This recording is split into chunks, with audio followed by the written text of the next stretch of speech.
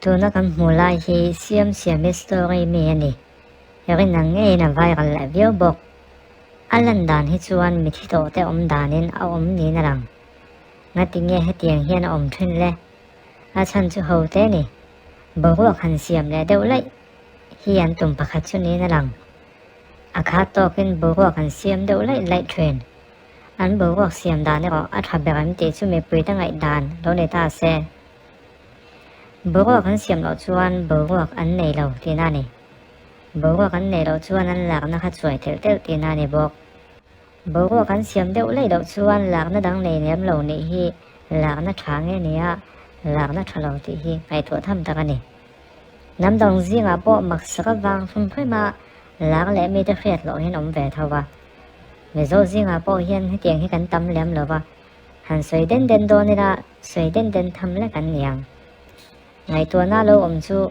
nam dong zinga po mak saka wanga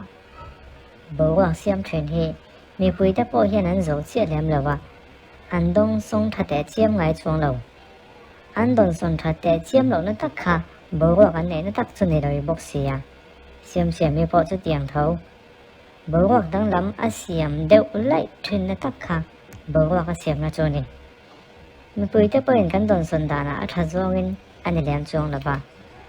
ngai to na lo chu he tiang a bo siam dang lam a wang chu wa bo siam thei hi thil thabe le thil fu be ka niam lo ngai chang zero la a kha to kin bo dang lam deuh lek siam tu chu a kon ze lang an kon nei ze lang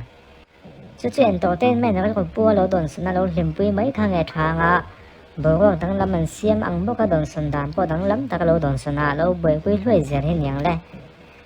du han thang ngia lon po ni la bo dang lam ni myo chuan kan lo boi pui hloi zer lo thei don lo ti chu chiang sa chu mian khe sa wanga he tiang an ni reng boka